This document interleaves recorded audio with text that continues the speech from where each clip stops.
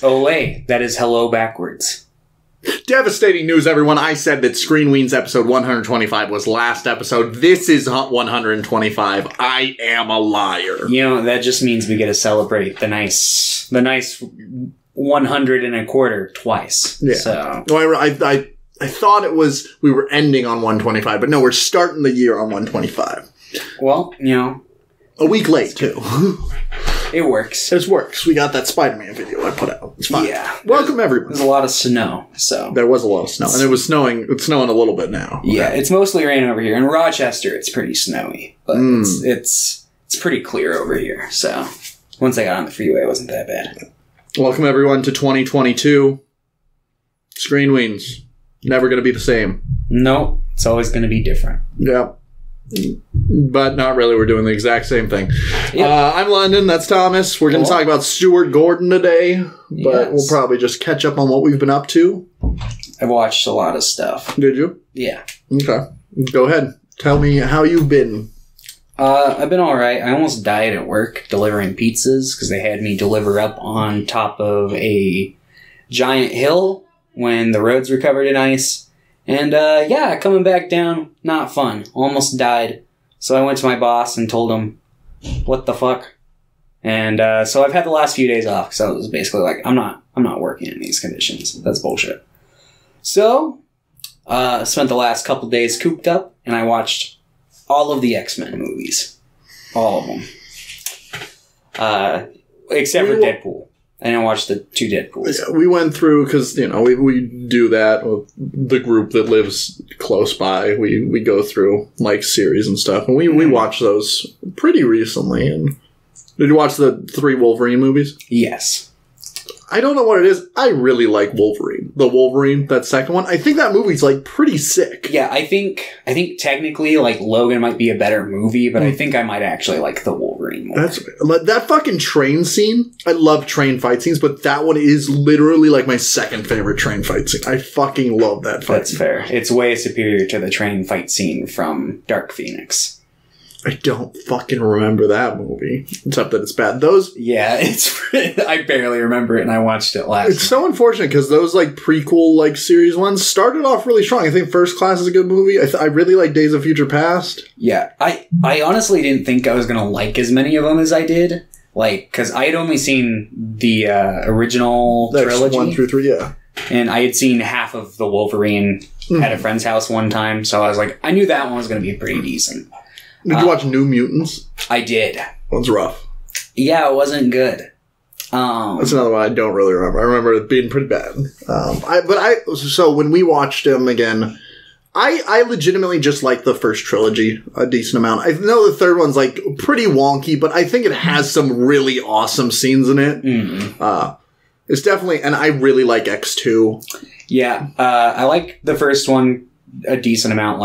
There's a lot of stuff in there that I don't think is very good, but there's enough in there where it's this is and it feels pretty original. It has an interesting tone that I don't think any of the other X-Men movies really have. Yeah, I mean, it has a tone that a lot of super movies don't have, because it was one of the first. They're I don't fucking know what. Let's just throw. DC had been doing them for a while, but Marvel, yeah. They had Howard the Duck and Blade up until this point, and that was about it. So it was just Bryan Singer was really just experimenting. And I hate that I watched through these movies, and when I was looking at my stats, he's my most watched director of this year now, and I'm like, God damn it. So he directs a couple of the later sequels, which I did not know until I got to them. But yeah, let's see. I'll just do the rundown. 1, I think, is okay, good moments. 2 is pretty good. I think that they both suffer from the common problem of it's very much the Logan and Charles story. Yeah. And I really wish some of the other characters got development at all, but they don't. Which wouldn't be an issue, but they try to assign those characters more weight in the third one, and it's which is really annoying, because I think Alan Cumming is such a good idea for Nightcrawler, and his Nightcrawler scenes are really good. Yeah, I really like his performance. Yeah. Especially much better than whoever they got to do him in the new timeline. And I don't even mine. I can't remember who plays them. I don't even think it's their fault. It's just they just give them no material, pretty much. Yeah, no material, and the German accent didn't come through much in that performance. Let's see. I thought the third one was pretty bad. I mean, that's fair. I don't like it. Yeah. I like it, but I agree, mostly. I think I'm extra offended because I really like the Dark Phoenix saga, like how it's supposed to be, and it's just like, oh, dude. Neither attempt were even fucking close. But, like I said, I think there's scenes in 3 that I do like. Like, I do really like the scene with Logan, like, trying to reach her and his skin just being, like, shredded off over and over again. Like, I like that scene, and there are scenes that I really like. I like Magneto fucking just tearing the bridge off and, like, moving it over. Like, there's some cool scenes in that. But I get you. Wolverine Origins was dull and, like, really by the numbers, and which is really annoying because I really, really like those opening credit scenes. Like, I think that's such a sick opening credits. I think it sucks because I don't think we're ever gonna get, like, what we got from that timeline of movies where we get, like, rated R, like, X-Men movies that are just coming out.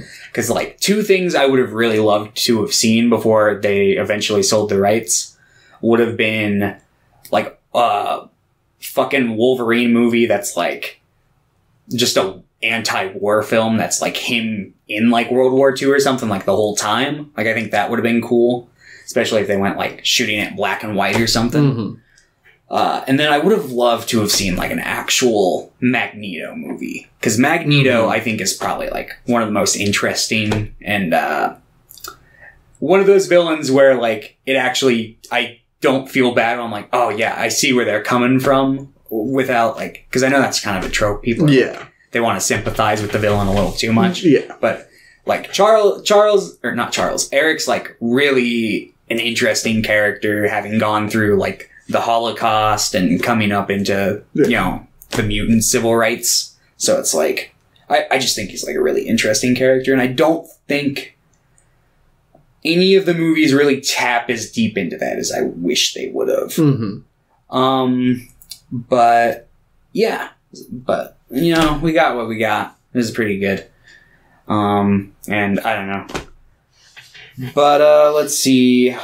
Then First Class was pretty good. I like that one a lot. Days of Future Past was a lot of fun. I really like that one. The Wolverine is probably, like, might be my favorite, second favorite. It's up there with Logan.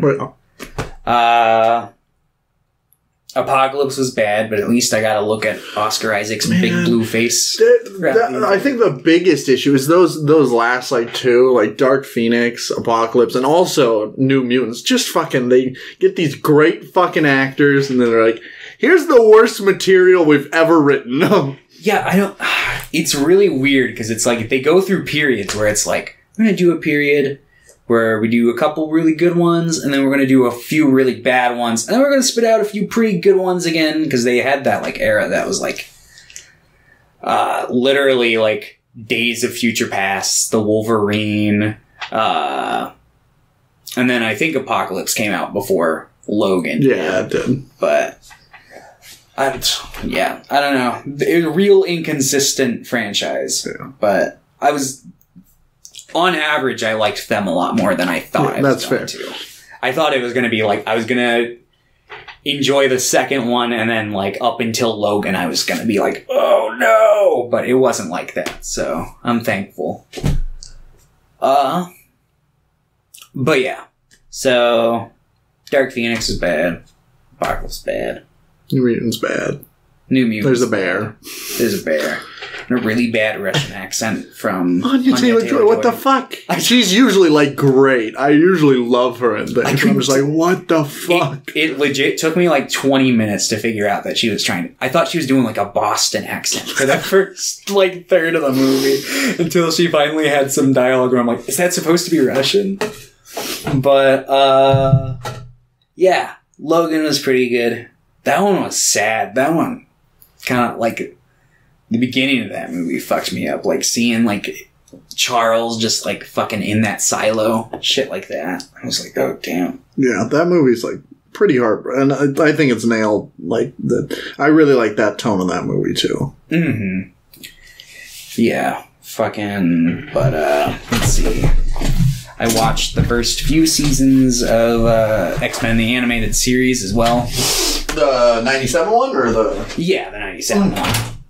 Let's see. Let me pull up my diary. See what else I watched here. Thank you. I watched the Stuart Gordon movies.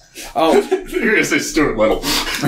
I know. He's like, you know what? I'm like, maybe they're good. And then you started watching them. Well, I really liked 2 when we watched it. And Did you? I mean, I don't think I gave it a high rating, but it was better than Aragon. I remember watching it and being like, "Wow, this is kind of a cute movie." Yeah. And I almost watched 3 right after, and then I probably would have circled back and watched 1 had I done that, but I didn't. So, let's see. On Christmas, my dad wanted to watch 8-Bit Christmas. It's rough, or yeah, it wasn't good. It's just a modern. A Christmas story, only instead of a Red Ryder, it's a Nintendo. It's not very good. Didn't like it. Let's see. Castle Freak, Dolls, Robot Jocks, From Beyond. You watched Dagon, right? Because I did not. Was that any good? Yes. I wasn't sure what to expect from it, because that was a movie I tried to watch a couple times when I was younger, and I could never, get into it. This is boring! It's got a slow start, and the character writing in the very beginning is not very good. And usually, Stuart Gordon doesn't develop, fucking... At least not from the material we saw. I see he's gotten, later in his life, he got into a different kind of filmmaking with, more drama-driven stuff. Yeah. I'm actually pretty interested to watch some of the later stuff he made. Because he died last year. Yeah. Or, I guess that's 2020 now. It's 2022. Don't like that. Yeah. But, let's see. Yeah, so it starts off kind of slow, but, it's one of those movies that, once you hit, the 15, 20-minute mark, it just kind of takes off in a dead spring and just doesn't And it never stops. Yeah, so it's, one of those. And... yeah, I rewatched pretty much, the entire Reanimator trilogy, too. So, I got, the H.P. Lovecraft Experience with Stuart Gordon. I watched technically all of them, because he also did this short for the anthology series Masters of Horror. Oh, yeah. He adapted Dreams in the Witch House. Oh, okay. Which also has the star of Dagon in it. And that one was pretty good. That one's only an hour long. It's a lot more tame and kind of subdued compared to a lot of his other stuff. But I've been thinking about just going through that entire Masters of Horror series, because there's some big names that did stuff for that. I think Joe Dante did the one. And I saw one episode when I was a kid that's about some parents who bring their kid back to life, and then they kidnap another kid and throw it into the basement with it. I thought about watching through it all. I watched half of another Stuart Gordon episode that he did. That is an adaptation of The Raven, where Jeffrey Combs plays Edgar Allan Poe in full prosthetics. Yeah, it was pretty interesting. I got tired and then I never finished it. I'll have to finish the last half hour of that. But, yeah, it's really strange because it's written as a part bio of Poe. It's not a full biography, but it's he's living with his wife who is dying of tuberculosis, and he's basically just his editors are you need to write another story. So he writes The Black Cat. While that's going on. It's really weird and meta. And I don't know how I feel about it yet. But his performance as Poe is pretty good. Jeffrey Combs is a really good character actor, so that doesn't I'd seen Reanimator, and I'm I like this guy's role in this. But I'm just wow, he's great. And he's pretty versatile, too. Yeah, I do think I think, his Castle Freak character and his, Fortress character are pretty vastly different. Oh, yeah. Man, he's good. Yeah, he plays like 8 different characters on Star Trek throughout like different series, and it's just like, oh yeah, let's get him on the podcast. Jeffrey Combs is welcome anytime. But yeah, so I rewatched Reanimator trilogy as well, and love the first one still. The sequel is still... Yeah, I didn't like that one. You'd probably like the third one even less. Oh, cool. I like them all just because they all give me more of Jeffrey Combs' fucking Herbert West. And that's fair. Yeah, I absolutely love that role. I could see him being the type of character that like people would like not accidentally, but like kind of ironically look up to, not like getting the point of the character, like a Rick. Which I'm sure probably happens because it's a horror movie and horror fans can do that sometimes. I found a bunch of people on TikTok thirsting for him, like with fan cams and stuff. Like, yeah! They're, like, I watched one Reanimator video on YouTube and then, like, I was just getting, like, a bunch of, like, fan edits of, like, oh, Herbert West being gay towards Dan for, like, 15 minutes. And it's like, yup. Because, like, the whole time he's like, oh, why are you wasting your time with that foolish woman, Dan, when you could be down here in the lab with me, cutting open this naked dead man? Like, shit like that. So it's like, yeah. Yeah. Let's see. What else did I watch? I watched that Resonator from Full Moon. Pretty bad. That's the guy... That seems to be, like, one of their heavy hitters right now. He did, like, Demonic Toys 2. Yeah. He did Baby Oopsie. I haven't watched Baby Oopsie yet, but Demonic Toys 2 is not good. Really bad, yeah. I think he did Ginger Dead Man 3, Saturday Night Cleaver. That's one of the better Ginger Dead Man movies. I think on my ranking list I have that above the original, which is saying something. Because the original's like a masterpiece. It's got Gary Busey as a gingerbread man. Or Killjoy. Do I remember Killjoy? Yeah. As I Live and Breathe. I watched that movie a lot when I was a kid. You should get a tattoo of Killjoy. Never in my life. Charles Band released a book recently, like an autobiography, and I'm thinking about picking it up. For Reed Weens. Man, I'd fucking love to talk about an autobiography. Like, you and me would be like, ooh! And then, like, Joe would be there, and he'd just be like, yeah, Charles Band. Okay. Let's see. And yeah, so that's about it. That's about all I watched. Altogether, like 15 movies, but... Because we haven't seen each other since, like, Christmas, right? Like a couple days before. Cool. Let's see what I watched. Besides the Stuart Gordon things, not a lot. Mm-hmm. I think the last time... Had I watched Matrix 3? Did we talk about that one? Or we talked about Matrix 2? I want to say I talked to you... I remember you, like, mentioning The Matrix 3, and you were like, I haven't seen that one yet, but, like, a lot of people say it's bad. But I think you had already seen the Matrix. Fourth. No, I watched them, because I watched Matrix... We watched that Christmas Eve. Oh, okay. So I think I watched Matrix 1 and 2. I think we recorded on the 22nd. So I watched Matrix 3. I actually really liked it. I don't know. Like, I understand people probably get exhausted because there's, like, half the movie's, like, one mech fight. Oh. But I think it's awesome. I like mech fights. And I think that movie looks really good. Because, like, the CG is all just, like, metal on metal for most of that. I'm like, oh, yeah, this looks like this is a lot easier to, like, replicate, especially, like, 20 years ago. Yeah. When it's human on human. It's like, yeah, that's weird and fleshy and gooey.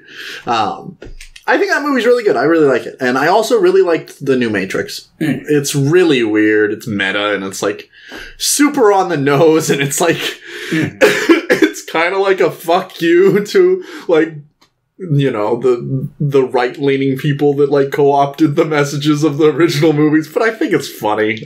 Yeah. I don't know. I liked what they did with it. I don't know if you would. I don't know. Yeah.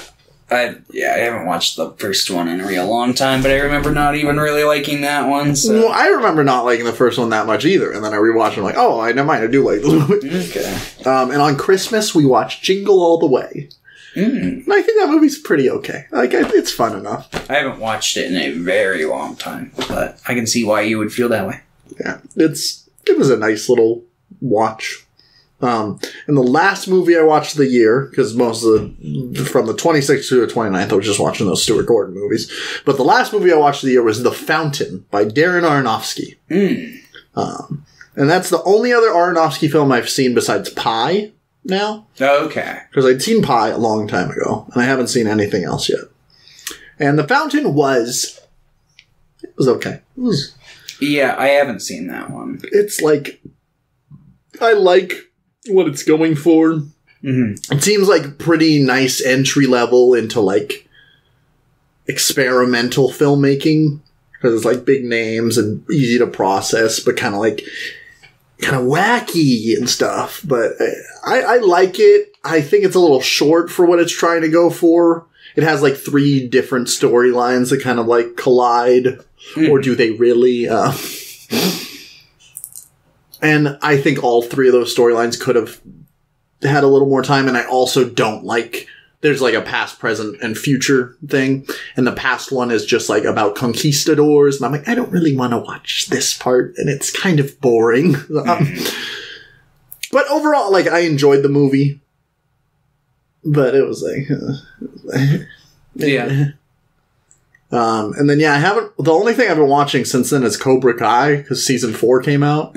Actually, when you walked in, I was watching the finale. Oh. I have 10 minutes left on the finale. I was like, oh.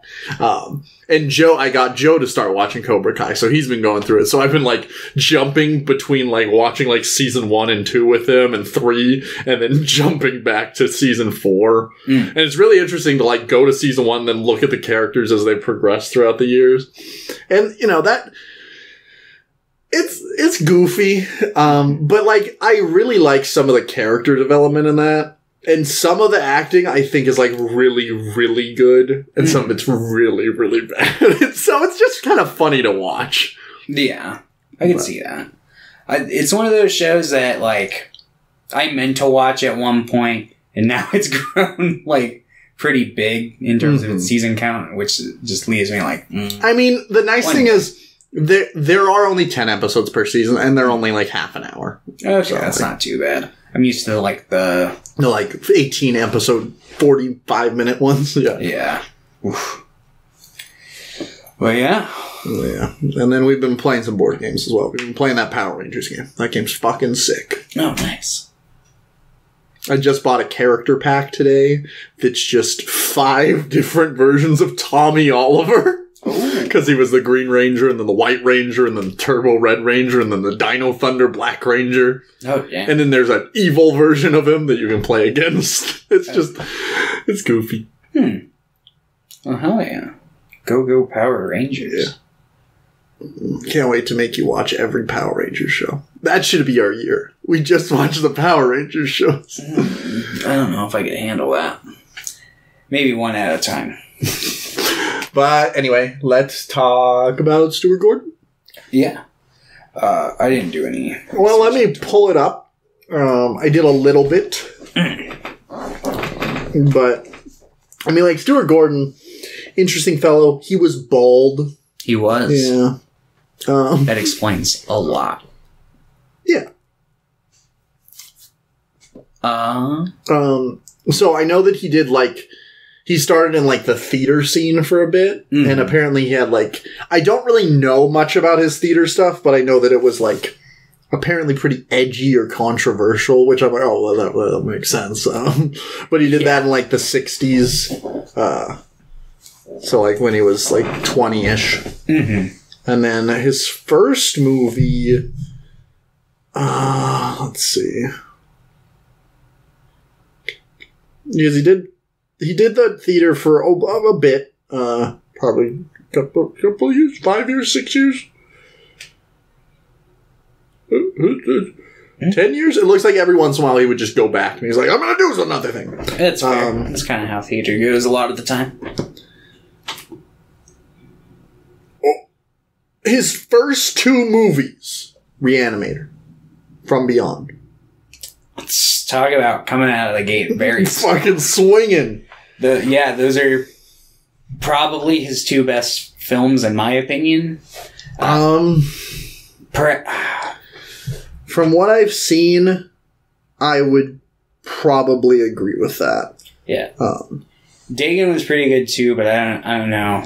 I don't know if I'd toss that in the same. So it was Reanimator, From Beyond, and then he directed Dolls. He didn't write that one. He did, however, write Honey, I Shrunk the Kids. Yeah, I heard about that. He was supposed to direct it, but he really didn't like working with the Disney suits, so he just sold the idea instead. And then he went on to do, like, the next year he did Robot Jocks, like Pit and the Pendulum, which we didn't watch, but I almost picked. And then, like, Fortress. He was, like, working a lot. He was doing, like, 1 or 2 every year for a bit. And then he slowed down a little bit, but then he did, like, Castle Freak, then Space Truckers, The Wonderful Ice Cream Suit, which is one that I also want to watch. And then he did Dagon. I didn't realize how late Dagon was. Yeah. Like, in comparison to his other ones. I definitely, like, when I went into watching it, I thought it was, like, from the 90s, and I also thought it starred Jeffrey Combs, is the guy who's in it. It looks like he just wanted to cast, like, a young Jeffrey Combs, but he couldn't, so he was like, fuck, throw glasses on this guy, and we'll call it good. But, yeah, he's pretty good. But his last movie that he directed was Stuck in 2007, which I've heard good things about. I want to watch that one as well. Yeah, I know he did one, it's called, like, Edmund or something, that has, like, William H. Macy. Yeah, that was his second to last one. I saw a clip of that one, and that one at least the clip I watched did not seem like the most pleasant of times, but... Yeah, that was around his switch to just be, like, really kind of brutal thrillers instead of, like, more, like, kind of goofy horror. Mm-hmm. But yeah, it was an interesting stuff, and then he just kind of died. Yeah, he died 72, March 24th, 2020, so almost 2 years ago now. Okay. Yeah, but I think he made some pretty good movies, and he seemed to be, like, a pretty interesting guy. I don't know, like, how he was personally, but... I mean, probably pretty decent. He had at least the few handful of actors he had that kept, like, coming back to work with him. Yeah. So, nepotism. I'm just kidding. But yeah. And honestly, he fucking... Full Moon wouldn't exist without Stuart Gordon. Yeah, that's fair. And, like, I don't think Puppet Master is literally... Watching Dolls, I'm like, what the fuck? Charles Band's just he's just like, write this down. What? And then Puppet Master comes out 2 years later. It's like, what? Movies about killer toys? Alright, write down these titles. I'm gonna do this for the next 30 years. We need Puppet Master. We need demonic toys. How about Blood Dolls? That's got a ring to it. I do like Blood Dolls. I haven't seen that one yet, so... What about other little things? What about, like, Ooga Booga? Let's make that one really racist. Oh, shit. Doll Man? Doll Man. And then Doll Man can fight the demonic toys. Yeah. And the Puppet Master can fight the... I think... I can't say this for certain. I mean, obviously, cinematic universes existed long before Marvel did it. Yeah. Because, like, there's the Universal cinematic universe back in the day. But, like, there are huge stretches of time that didn't have cinematic universes. And I'm just glad that Full Moon came around in the late 80s and 90s and preserved that. Like, we might not have even had an MCU if not for... But, like, actually, though, like, looking at these movies, being like, man, Full Moon sucks now, but Empire was just producing bangers. For the most part. They definitely have their slot. At least in comparison. Have you seen Ghoulies one? It's popular. It got real popular because of the poster. But that movie is Puppet Master levels of just batshit boring. It is not good. Ghoulies 2, however, directed by Albert Band. That movie's a blast. Albert Band did the sequel to Robot Jocks. It isn't actually a sequel, I don't think. Yeah, I almost watched that. It's like listed as a sequel, but it's kind of just like it has a robot in it. Fucking what's it called? He also, I want to say he directed something else that had caught my attention, but I don't remember what it was. I know Brian Yuzna, I'm not sure. Yeah. How it's pronounced, but I know he went on to direct like the Reanimator sequence. Yeah. And he's still supposedly been for years trying to get Reanimator 4 off the ground, and I'm hoping. And that's another, like, we don't talk about him as much, but that's another pretty prolific, like, horror producer from around this time. Yeah, he did. He did like, most of these movies. He did Society. Yeah, he directed Society, which is apparently the best thing he directed. That's I haven't seen Society. Yeah. Heard it's good. I want to watch it because it's like, Society. Fair. But yeah, then he did like Bride of Reanimator, and then years later he did Beyond Reanimator, which I don't know. That was cheaper in production, but it's probably honestly not much worse than I saw. It's autographed. By the actor who played him? Yeah. Oh, nice. XC and Jules bought me that. Wow. That was very nice of them. Can you grab that? Yeah. Forgot to show it off. For everyone that is not watching the video form, my friends bought me an autographed picture of Teak from the second made-for-TV Ewok movie. And it's framed and in this room. Yeah. Do you think the person playing that, do you think that's like the first time they've been reached out to for an autograph for Teak? Probably not, but probably not many. Yeah. Small handful of people. They're like, it's Teak! Whoa! I love Teak. Let me smile. Goofy guy. But yeah. And then I think, didn't Brian Yuzna do Return of the Living Dead 2? I don't think so. But he might have. No, he did 3. He did 3. Yeah, that's right. I remember seeing that. Oh yeah, he got like attached onto like a lot of horror sequels after doing like Bride of Reanimator. They're just like, oh, that guy's really good at like doing sequels, I guess. Because he did another sequel. Silent Night, Deadly Night 4. Yeah, that was it. The Dentist and The Dentist 2. He did both of those, yeah. He did a Faust adaptation. But anyway, we're talking about Stuart Gordon. Yeah. But it is funny to watch these movies because it's like, this could have just been a deep dive on Jeffrey Combs almost. Or on Richard Band almost. Yeah. Richard Band, I think, did the music for 3 or 4 of these. Yeah. Robot Jocks was the only one that I don't think had Jeffrey Combs in it. No, he was in he was in a cameo in Robot Jocks. He was in the first That's right. Yeah, he's like, "Oh, I love when the robots fight." He wasn't in Dolls. He wasn't in Dolls. Yeah, that's correct. I don't blame him for not being that one, but we'll talk about it. Yeah. I'm guessing I'm much more higher of an opinion on Dolls than you. Well, but we'll talk. We'll talk. But let's start with talking about From Beyond. Yeah. Which is going to be the best movie we talk about, probably. I think this movie rules. I think it was, like, really good. Like, this was the third one I watched, because I watched Castle Freak. Then I started with Castle Freak? I didn't know what I was getting myself into. I was just like, yeah, I'll watch Castle Freak. And then I did. Well, I mean, like, at least they delivered on the name. Yeah, that was the one requirement. There was a Castle Freak. Charles Band was like, I don't care as long as it's got a castle and a freak in it. Yeah, I read that. I started with Fortress. From Beyond was the second movie I watched. Okay.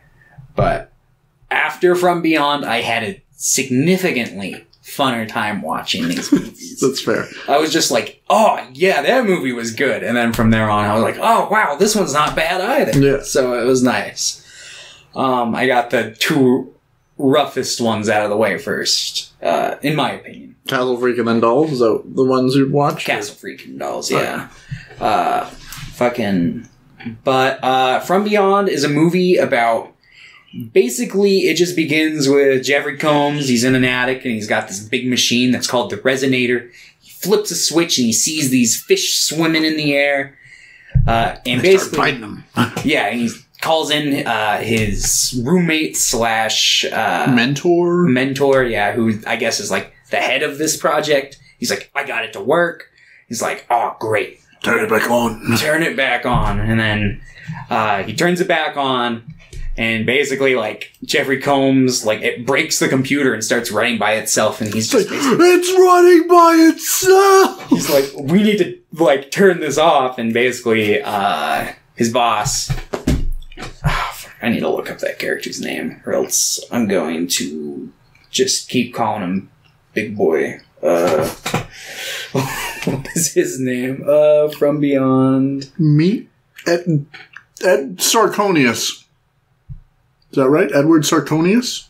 That's close. Let's see. Did I get it right? Crawford Tillinghast. Or no, that's Jeffrey Combs' character. Edward. Oh, Pretorius. Yeah, I should have known that. That's the doctor from Bride of Frankenstein. Oh. Yeah.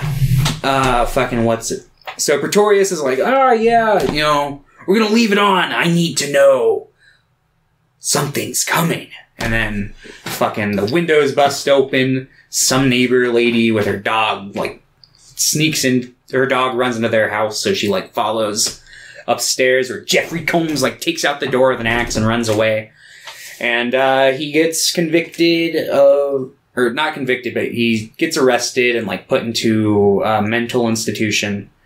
And basically they're like, he's insane. His story is absolutely... He killed that guy. Bonkers. But we can't, like, find any hard evidence linking him to it, aside of the fact that he was just there and the guy's head is, like, gone. But there was, like, no blood on the axe. There's no, like... The head, you see it for a second. It's not, like...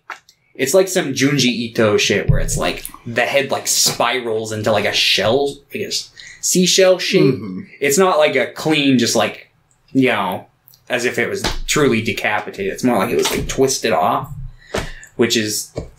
I don't know. I like that kind of stuff. Yeah, it's super interesting. But basically, they're just like, we don't know. And then Jeffrey Combs is like, no. Like, let me tell you. Like, we've got this device called the resonator. It opens up your pineal gland. I think that's what they call it. Yeah. The third eye. Yeah. And that basically makes it so that you can see into other dimensions that are sitting atop our own. But things in those dimensions can also see you. So it's kind of, like, dangerous. But basically, this doctor comes through and she's like, we're gonna test that theory. She's played by Jeffrey Combs' regular, what is her name? Barbara Crampton.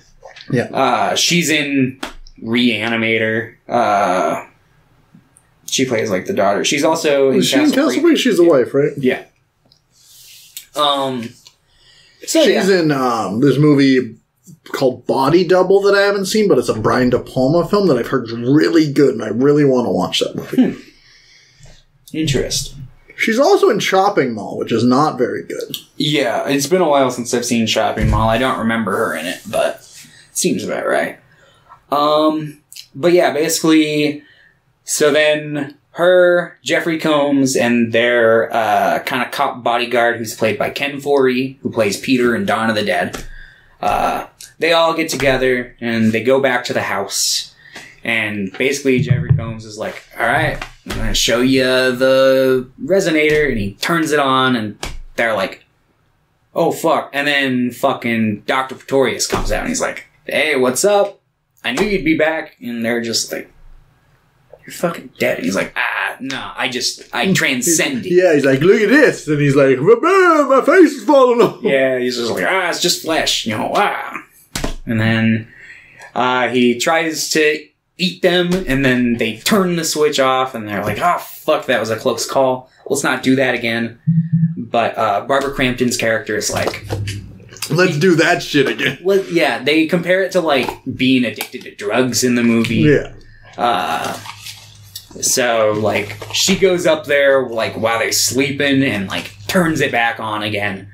And that leads to, like... Basically, like, they have to cut the power, and they have to go down to the basement to do it, where they have to fight like a dune sandworm that eats Jeffrey Combs, and then he loses all his hair. Yeah, it like burns off from the worm.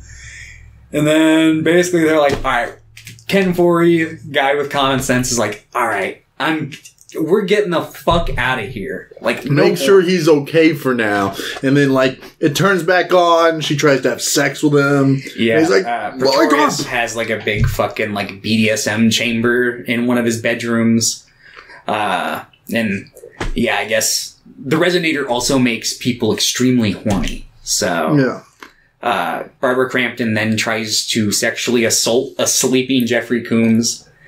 And Ken Foree comes in and he's basically just like, what the... Is this you? And she's like, I don't know. It's like, what the fuck are you doing? Like, he's like, we need to get out of here. But of course, I think this is where the machine turns on by itself again. Yeah. And then... yeah, Ken Foree turns into a fucking blood puddle on the floor. His little hands! Yeah. There's like a bunch of bees that show up, or locusts, or like weird bugs that fly around. They start eating everyone.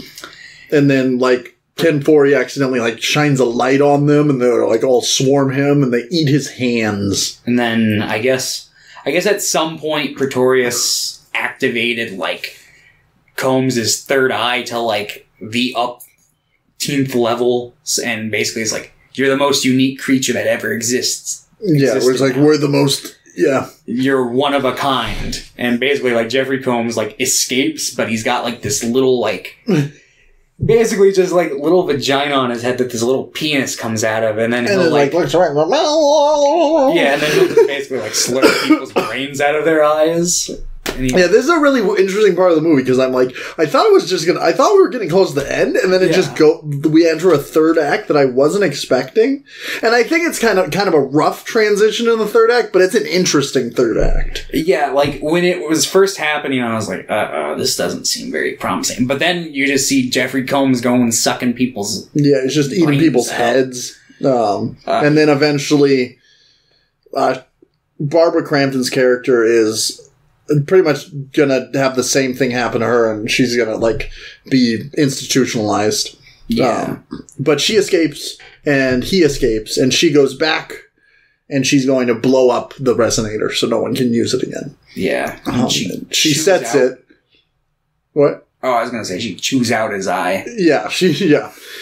And then he's absorbed by Pretorius, and then he this is a weird fight that's fucking sick. Yeah, they're both just in weird body horror sludge, and they're and he's pushing out of his because he's absorbed, so he's pushing out of him and punching him. It's really hard to explain, but it's really weird because he's just pushing out of another body to just punch him in the face. Yeah. Oh, God, do you think that was actually Pretorius, or do you subscribe to that was just something using Pretorius as form? Basically, what I think happened is this entity eats Pretorius's brain and downloads the data and thinks it's Pretorius, kind of like a Swamp Thing. Where it's it thinks it's Pretorius, but it's actually just this interdimensional creature that downloaded the data. Well, I definitely think it's an interdimensional creature, but I think that's entering an interesting territory where it's if you have a copy of someone you would, at the very least, I think he's part Pretorius. But yeah, they get into a fight.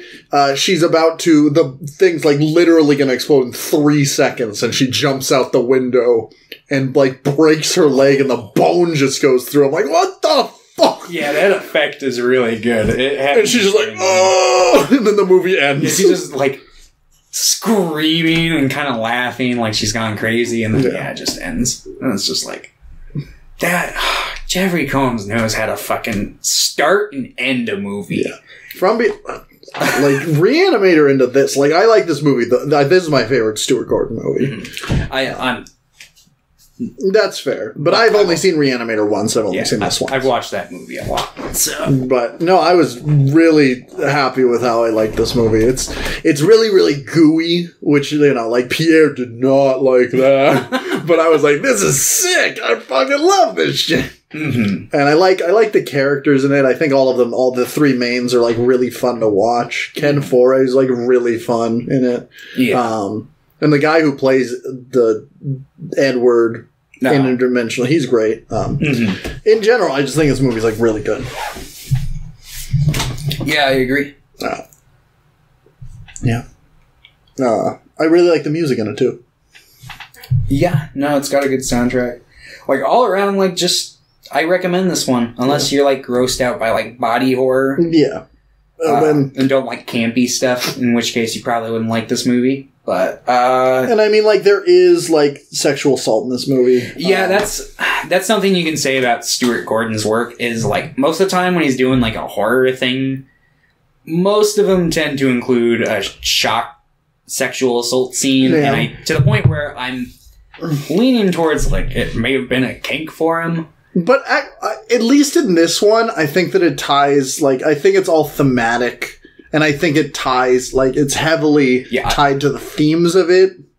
Yeah, I think it works well in this film. Particularly, while I like how creative the one in Reanimator is, I don't like that scene. But that's, like, arguably the most iconic scene from that movie.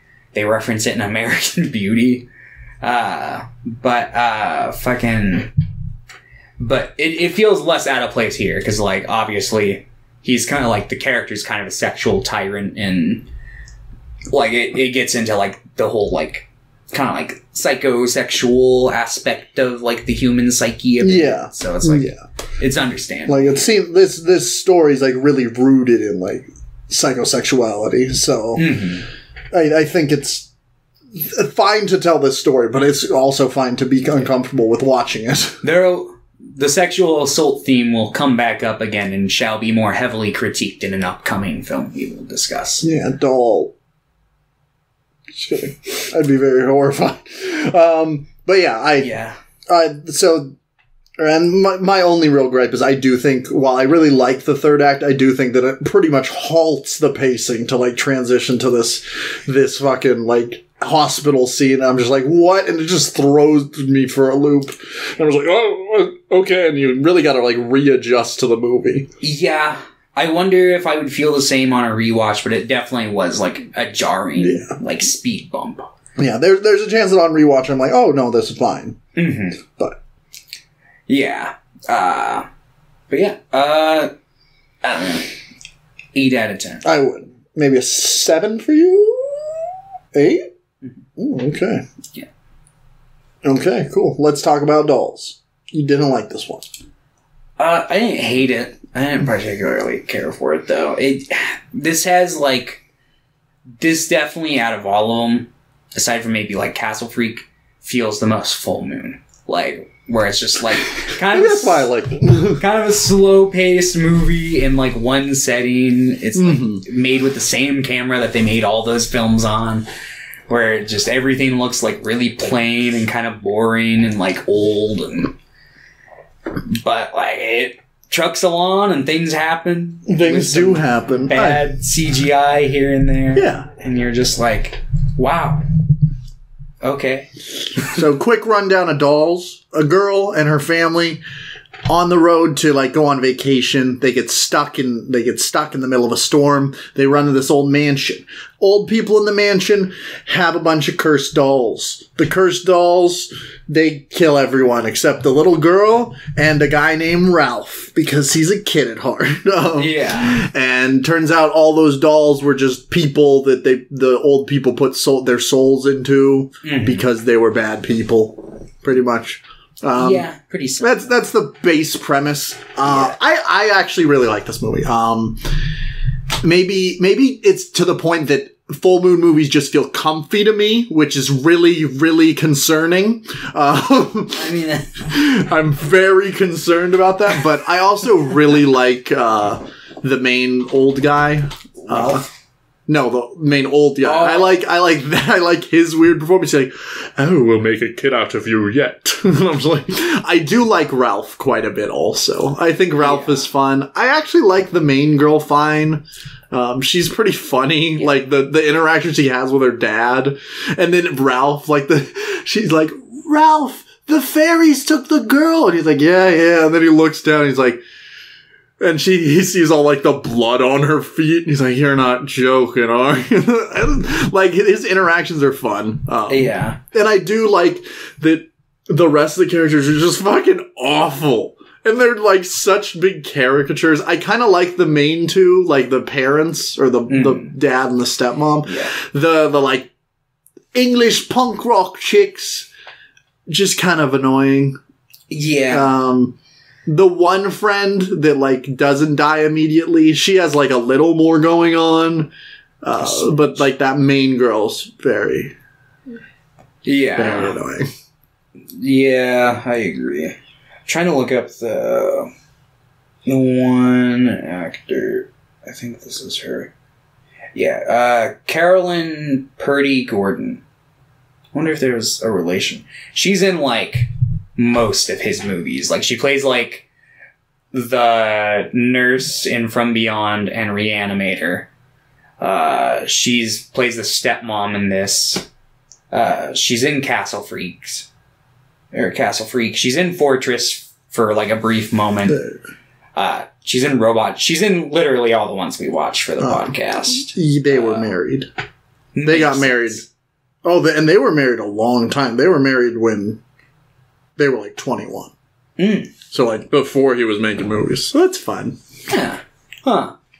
So, yeah. She's in, like, all of his movies. This is probably, like, out of all of them, her most predominant role that we've seen. Where she's got, like, the most meat on her bones in terms of, like, character dialogue and stuff. Because, like, she plays, like, the nurse and Reanimator who, like, whenever Dan is trying to, like, resuscitate a little too long, she's like, they're gone, Dan. And it's just, like, she's that... Did you say she's the nurse and... Yeah, she's the one who's, like, trying to, like, basically be like, no, this woman's... It wouldn't be a good idea to, like... Which, to be fair, yeah, she's right. It's not a good idea to probably send the patient back into that environment.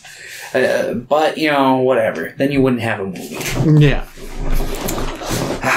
But, yeah, she's a fun character actor, too. And I like her in this. In general, like I said, I understand why you wouldn't like this movie, and I do agree it looks not great. Yeah. But that's I do not my like... critique with it. Yeah. It's more of the, just, like... I don't know. I've seen so many full moon movies about killer dolls, and this one's kind of boring. See, I've seen so many movies from Full Moon about killer dolls. I don't know what it was. I like this one more. That's maybe because I think it has more of a hopeful tone than all of them. I will admit this is higher quality still for, like, the killer doll Full Moon movies, but it was still just like... I mean, that's fair. I understand the critiques. I don't know. This one I enjoyed quite a bit.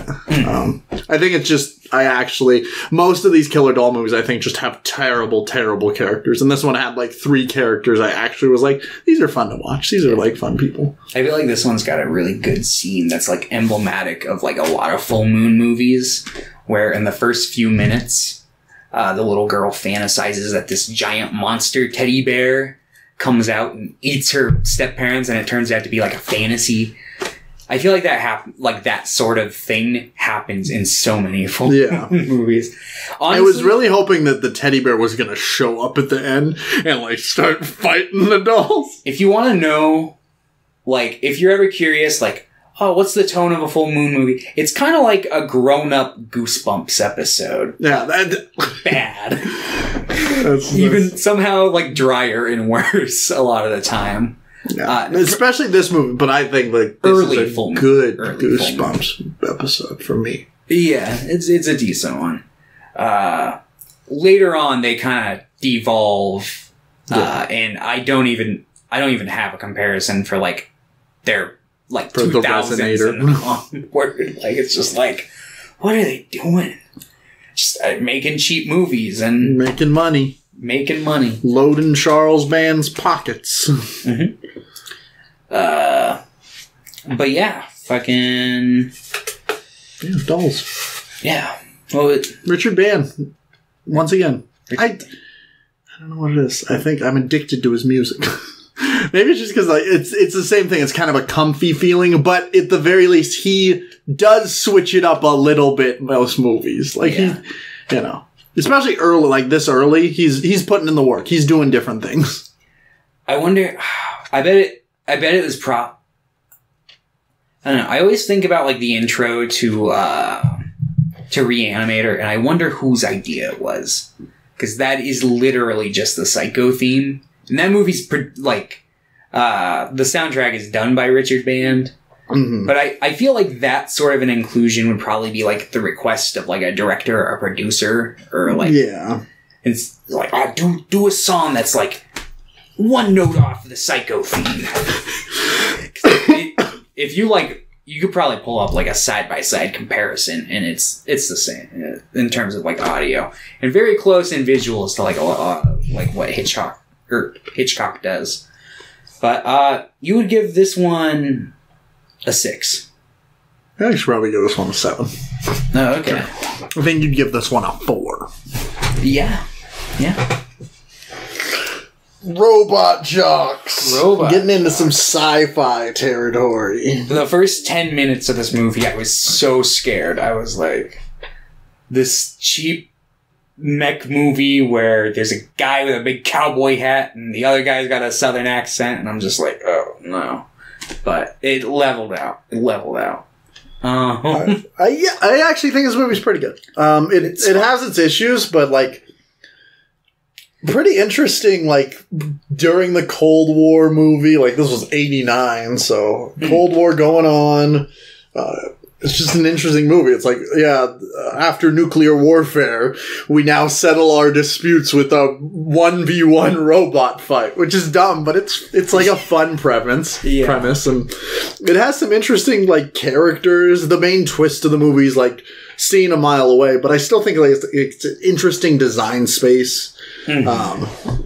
I think my main issue with this movie is that like weird love interest thing, don't really care for that. Doesn't really do anything.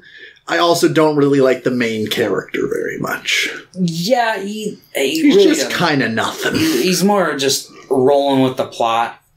So the basic premise of this movie is like, 1v1 combat.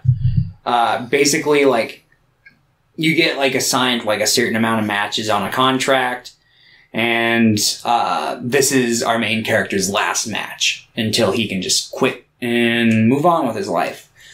But, oh no, he's about to win, but the Russian guy takes a cheap shot and shoots a rocket at the stands. Yeah, why there are stands there, it's like, that's kind of a dumb decision, but okay. So the main character jumps in front of them to try to save them. Yeah. Still ends up killing them all. Yeah, or at least he probably saves some. But he definitely saves some. I think that entire bleacher probably would have been obliterated. But he definitely... A lot of them still die. And the movie really doesn't focus in on that, which is probably a big gripe I have with it. It's more of a motivating factor for the main character, but it really doesn't serve any sort of, like, real world, I don't know. I feel like there's not really a whole lot of consequences for that, because, like, they still want him to do one more. They're like, that was inconclusive. You should fight again. He's like, no. Absolutely not. Like, I'm fucked up. What happened is fucked up. I don't want to do it. Yeah. And then, basically, like, there's this whole, like, kind of, like, rivalry going on between the main character, and I guess there's, like, basically, like, child soldier type situation where, like, children have been, like, they're, like, test tube babies. Yeah, they're like complete. No, they literally call them tubies. Yeah, because they're just genetically engineered like soldiers, pretty much. Mm-hmm. And it's just like I think the biggest issue I have with Robot Jocks is it has a lot of really interesting concepts that you can go into, or at least ideas that maybe have been done before, but like you could go into these, and they just kind of just breeze by them. Yeah.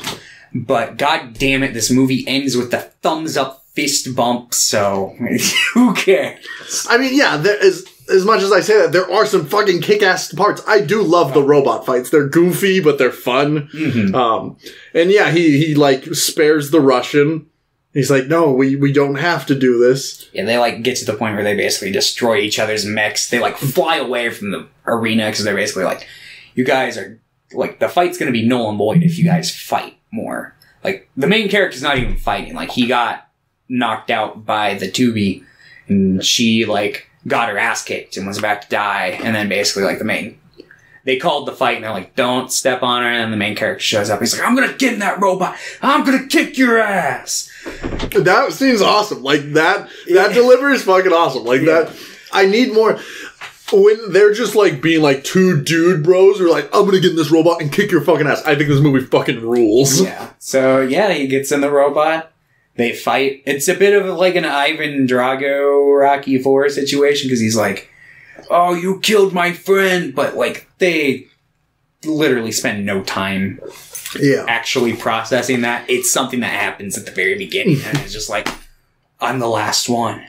And that's it. That's like all you get in that department. Just meant to kind of carry it over. Yeah. Most of the time it just is the Russian guy's like at the bar and he's like, hey, you wuss! And it's just like, shit, how am I supposed to reply to that?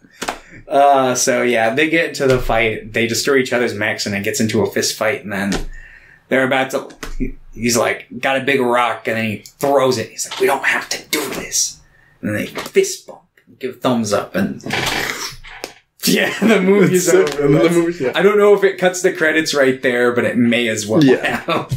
I think it does, though. Yeah. And yeah, that's Robot Jocks. It's just kind of it's super. It's what I wish every Michael Bay movie was, but like, yeah, I'm like, I wish Stuart Gordon had just fucking been given a Michael Bay budget to make a robot movie, right? Like, because he did a pretty good job with this one. Yeah, it lacks all the padding and boring shit that like Michael Bay will insert. But at the same time, man, I wish there were some fleshed out moments. Yeah, that's the thing. That he could have. He just got rid of all the padding, even the good ones. Yeah. All the filler. He's like, no, just robot fight and sex. Right. But yeah, so that's Robot Jocks. It's a fun time. That's really it. Yeah, it's a fun time. It doesn't happen for a long time, but it's a fun time. Yeah, it's like, what, a little I think like 85 minutes, 80 minutes, maybe even like 75. Some of these movies are like an hour and 10 minutes. Yeah, it's pretty short. Is Castle Freak the one that's 2 hours? There was one of these that was 2 hours long. And I'm like, what the fuck? It might have been Castle Freak. I don't know. But no, I thought there was one that was longer. I think maybe From Beyond. Let's see. No, they're not. I'm lying. No, none of these are that long. Castle Freak's an hour and 35 minutes, which is too long. It's the longest one. It's too long. Yeah. But we'll talk about that soon. I think you would give Robot Jocks a 6. Yeah. You would give it 7. 6. Yeah, I'm sticking with you with a 6. Yeah. Cool. Castle Freak? No, Fortress. Castle Freak's the newest one. I watched this one today. This was the one. Fortress you watched today? Yeah.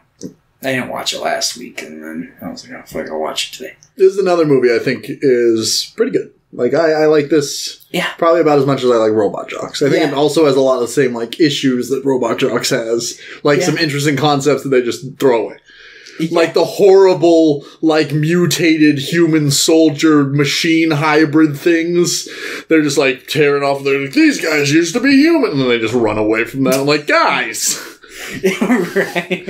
I'm like, Mr. Gordon, come on. Can we explore this design a little bit? It's like, no, it's all just seasoning. We just needed to introduce this so the main character could have a gun. Yeah. That whole sequence, I'm like, why don't they take some of the other guns? They've all got guns on their arms.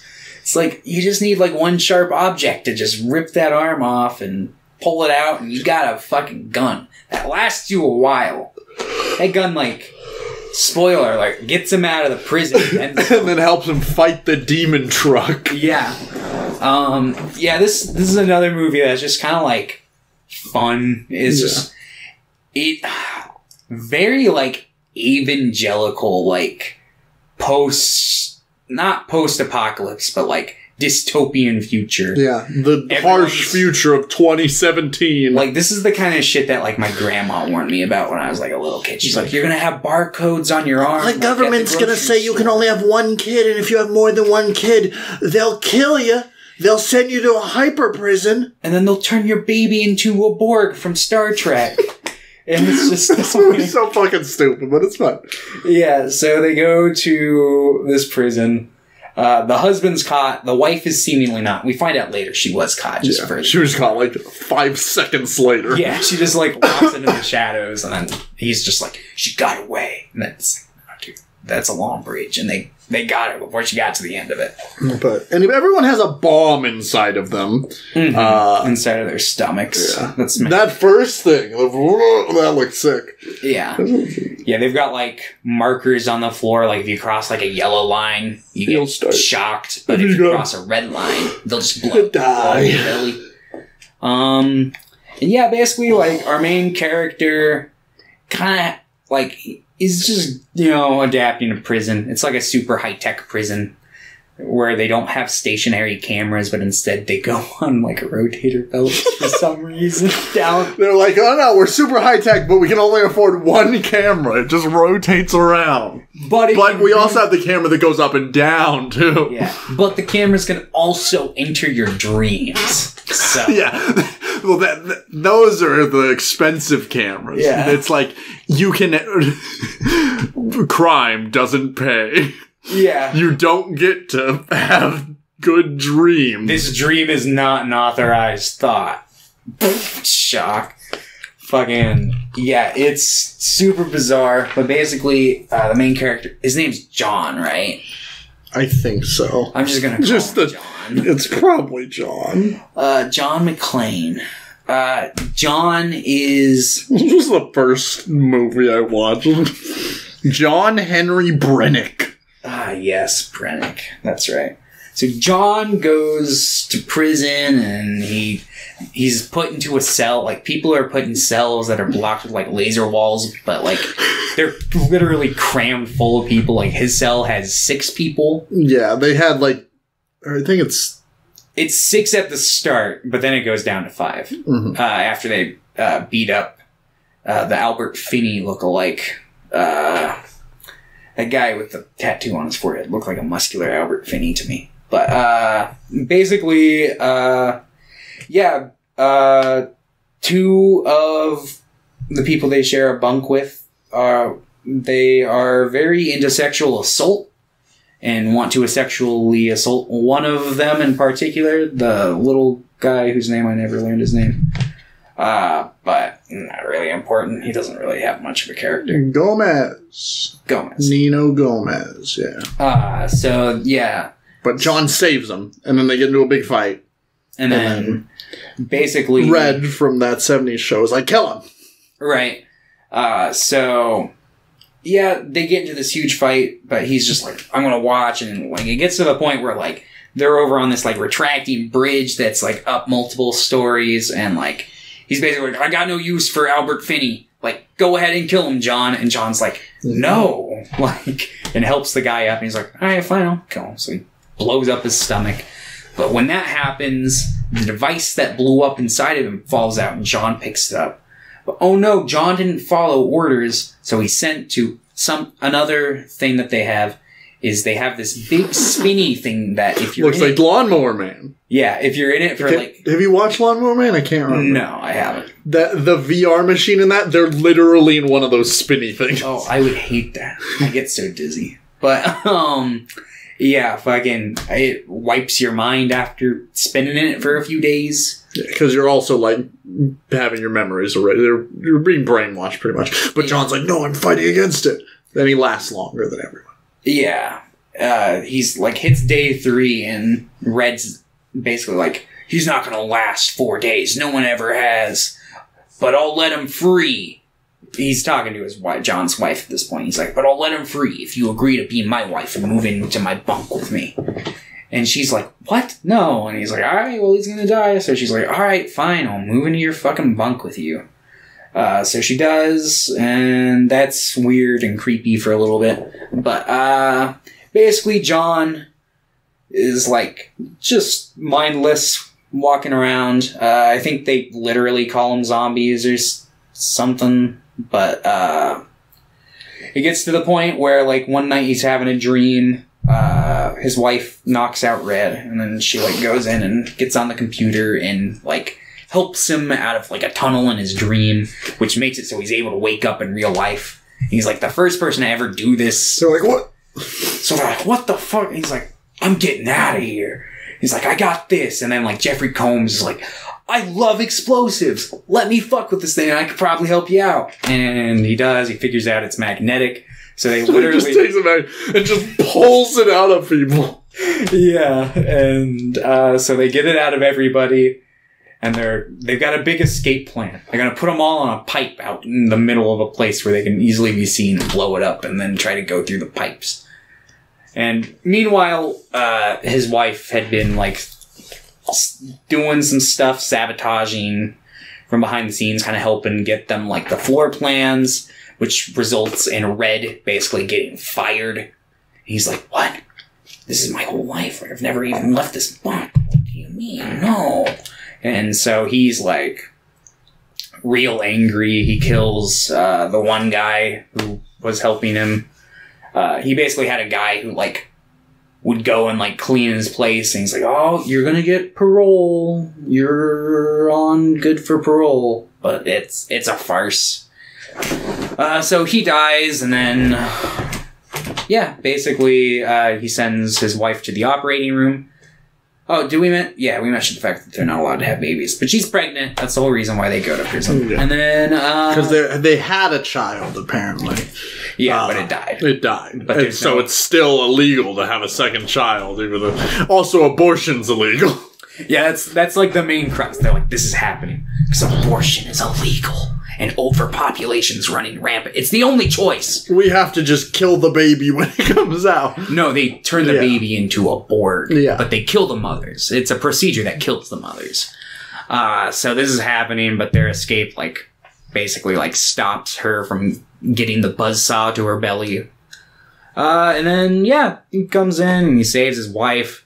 Jeffrey Combs dies, and he does... the classic computer hacking of, like, install this virus, enter, which I love old movies when they do hacking stuff like that. Well, that's how it works. Yeah. There was something else we watched somewhat recently for the podcast where that same thing happened. I don't remember what it was, though. Because I remember having a discussion about that with you at one point. But, yeah, I don't know what that was. Anyway, so yeah. Then John Gomez and his wife get out, and they steal a truck, and it seems like they've made it, and they go, and they're like, oh, we gotta pull over, we made it past the border, where we're safe now. Oh, there's a big, like, farm manger thing. Let's go have the baby there. And I'm like, oh god, is it gonna do, like, a Christ symbology thing? But then the truck comes to life and blows it up and kills Gomez. Yeah. And he's like, no, because he thinks his wife died, but then she's just, like, over somewhere else, totally ignoring his crying, tragic pain. Yeah. And it's just like... And then the movie ends. Yeah, he's like, oh, great. And there's a sequel, but I didn't watch the sequel.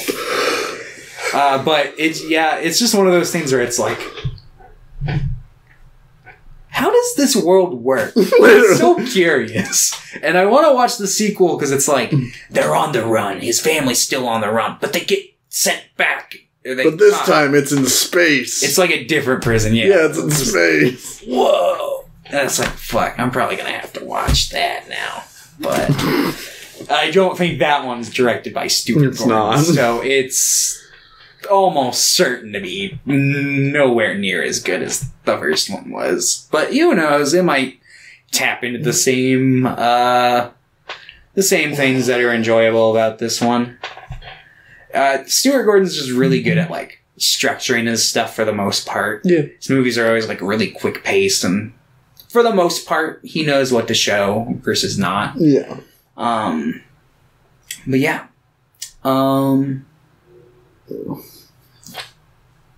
Good movie. Yeah. He would give this a 7. 6. 6, yeah. You would give this a 6? Yeah. Yeah. Fun.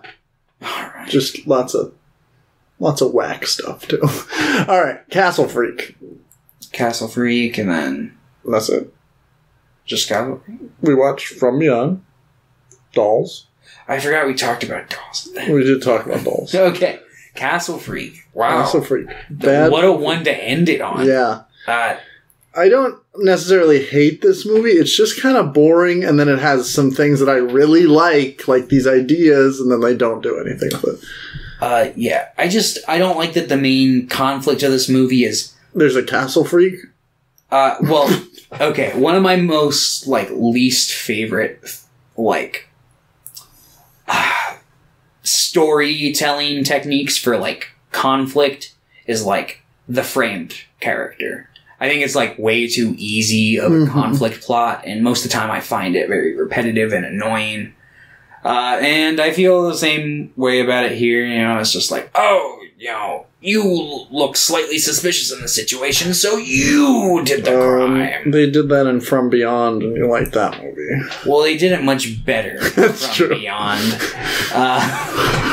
Yeah, it's just really annoying. So Jeffrey Combs inherits a castle because, his stepmom, I guess, got fucking dead. She died. So they go to live in this castle for a bit while they try to sell it. And there's a castle freak living in the cellar who's his half brother. Spoiler. Yeah. He also killed and blinded. Yeah, he killed his son and blinded his daughter in a car crash while he was driving drunk. And that is the most interesting aspect of the movie. I think that, the family dynamic is the more interesting. This is the real horror. I find it to be the most hilarious part of the movie. Me too. The whole time his wife's just I can never forgive you for what you did. But I'm horny. Why are you here? Why are you still with me? Because someone needs to punish you. And it's just yeah. What? The guy killed his kid and blinded his other one. I think he's, kind of aware. I don't think you need to stick around and torture him some more. Yeah, but, that aspect, I think, could be, really cool in this movie, and then they just don't really do anything with it. Yeah, it just kind of serves as, something to keep him and the wife at arm's length the whole movie. There's also something to be said about this thing where it's the intent matters because his stepmom, the castle freak, she tortured him all his life. And it's something to be said about how our parents inflict us and change us as people, because he wasn't always a castle freak. One time he was just a castle boy. Mm-hmm. And it's just, I feel like there is an interesting thing in Castle Freak. There are interesting ideas you could go with, but instead it's literally just let's have this guy run around naked and assault women. Yeah, that's also the other thing I was going to bring up. The two, I don't like the framed conflict, and I don't like that the other main point of conflict in the movie is that there's someone down in the cellar, just sexually assaulting women the whole movie. Yeah. That's his whole... That's the monster. And it's Plus he hurts a cat. Yeah, he hurts a cat. I don't know if you saw, Pierre posted a review on Letterboxd where he basically critiqued this film. He's he found it very unbelievable that someone so malnourished would be able to, gain superhuman strength from, after not eating. But then I pointed out to Pierre, I'm he ate the cat and absorbed all 9 of its life and all of the power that stems from it. When I was watching this, Pierre, he would say that all the time, and I would turn to him, and I'd be like, Pierre, what's the name of the movie? I'd be like, he can do this because he's a castle freak. Yeah, he's not a castle normie. Yeah. Now imagine if he had been well fed, he would have been unstoppable. He would have been like the Hulk. Yeah, but But, like, literally, there's not a lot to say. I think Jeffrey Combs is really good in this movie. I think he's trying. And I really think that there's some interesting stuff in the first, like, hour, maybe, or I guess first half hour. And then it just starts to fall apart, which is really... And I also think Jeffrey Combs is really hot in this movie, too. Mm. So it's really annoying that this movie's bad. Yeah. I kind of like the final confrontation between him and his brother. On the roof. Like, it looks nice. Like, it's interesting framing. And then him just be like, I'm just gonna throw myself off the roof. Like, that was fun. Like, yeah. I don't mind most of the movie. It's just, like, really boring in between those points. Mm-hmm. And... yeah, there's like a little blackmail subplot that pops up like partway through the movie where basically like he's like, I'm your lawyer. It's cleaning lady's like related to his lawyer, and she's like, I found the purse of the missing person in that castle. And he's like, oh, well, I'm gonna need more money. And yeah, I think he gets killed by the freak or something. I don't fucking remember. Right. Something happens to him, but I don't know if it's that. Yeah, no, Yeah, they get killed. I know his sister, like the sister gets killed. The house gets killed by the freak, and then her body's right next to the prostitute, the sex worker that had died there, which was also a dumb subplot. Yeah, like I think him like falling back into his drinking would have been fine. Like I think that's an interesting. They didn't do anything with it. They didn't. That's the issue. They don't do anything with these things. Mr. Gordon, come back to life. Fix your movie. Yeah. They remade Castle Freak recently. I've heard it's really bad. I'm sure it is. Oh, who did that one? Because that was Full Moon, I'm pretty sure. Oh, I'm sure it was probably nothing good. But, Castle Freak. Yeah, fucking, what's it called? Yeah, this one's just... definitely the worst out of what we watched, I'd say. I guess it's like a loose adaptation of like 2 H.P. Lovecraft stories, but I never read them, so I can't really comment. It's a movie. There's a castle. There's a freak. Or there's a freak in the castle. He's a castle freak. And yeah. Castle Freak. Yeah. It's just kind of a nothing movie. Like, there are parts that I like, but overall, definitely the worst Gordon film I've seen. Yeah. And this is what I ended on watching, too. I'm like, well, that sucked. Well, I'm glad I started with this one, because it was all just uphill from here. That's fair. Yeah, you would give this one, I don't know, 3? I'd probably give this one a 4. Just because, like, I do like Jeffrey Combs in this. I do like some of the scenery. I do like the final confrontation. I like aspects of the ideas of this movie, even if they don't do anything with them. Mm-hmm. You give this one a 3? 2? Mm-hmm. Okay. That's fair. I get it. Yeah. But yeah, so Stuart Gordon, rest in peace. Yeah. Overall, I think he's a pretty good director. Yeah. Pretty fun. I want to watch more of his movies. I was going to, but then Cobra Kai came out. I'm like, I guess I should watch this. Yeah. I'd recommend at least checking out his 2 other Lovecraft movies. Yeah, I'll probably do that. I do want to watch some of his later stuff like Edmund and Stuck, though, as well. I'll probably just... And he doesn't have, like, a ton of movies. I might just watch them all. That's fair.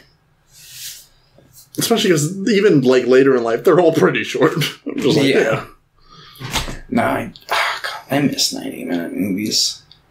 Me too. I love when, like, a movie is long enough to, like, match the material it's trying to do. But a lot of the time, movies now aren't long. Like, they don't have the content needed for, like, their long run times. And it's just, like, it's nice to just, like...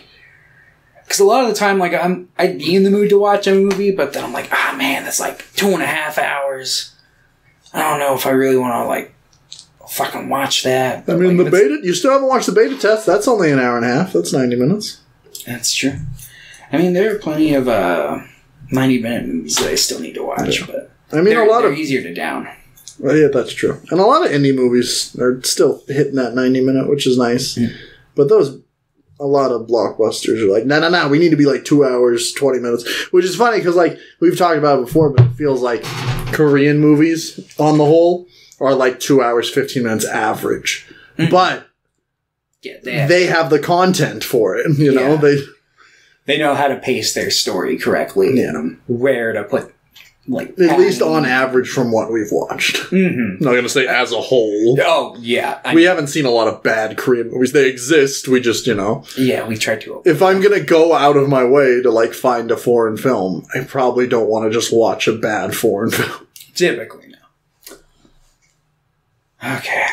So what are we watching next week? We still haven't done the bag. I don't know what I'm putting in the bag yet. I forgot about it. We'll do it next week. Yeah. I'll actually figure this out.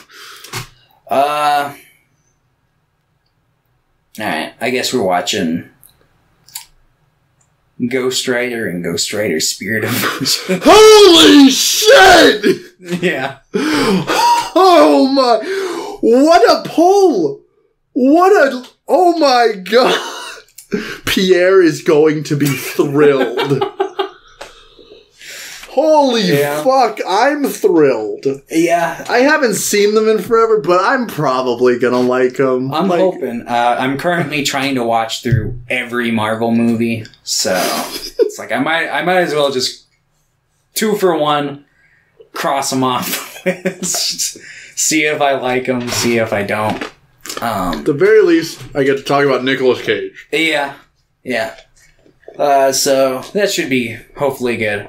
I don't think I've ever seen the second one. It's rough. Mm-hmm. But maybe I'll like it more now that I love Nicolas Cage so much. Yeah, I'm hoping that I've seen the first one, and I was a kid when I saw it, though. So maybe they're both really bad, but hopefully... They probably aren't great, but I'm hoping to enjoy them. But Nick Cage is in it, so it's fine. Yeah, I guess they're casting like Norman Reedus as Ghost Rider potentially. It's like one of the casting rumors that's out there right now, which I think works, but it's like just bring back Nick Cage. I'm sure he probably is like, no, I don't want to do that. No, I'm playing Spider-Man now.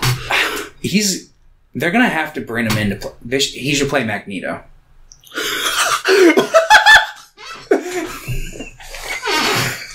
He should play Nightcrawler. Honestly, he should just... growing. Charles Xavier, played by Nick Cage. That'd be pretty good. He plays all the X-Men. He can play Mystique. He should play Mystique. That'd be great. Yeah, anyway. Okay, Ghost Rider 1 and 2. What a way to start the year. Stuart Gordon films that go into the Ghost Rider duology. Yep. What a fucking wild ride. Alright. Ghost Ride. Ghost Ride. Alright. We'll see you guys next week.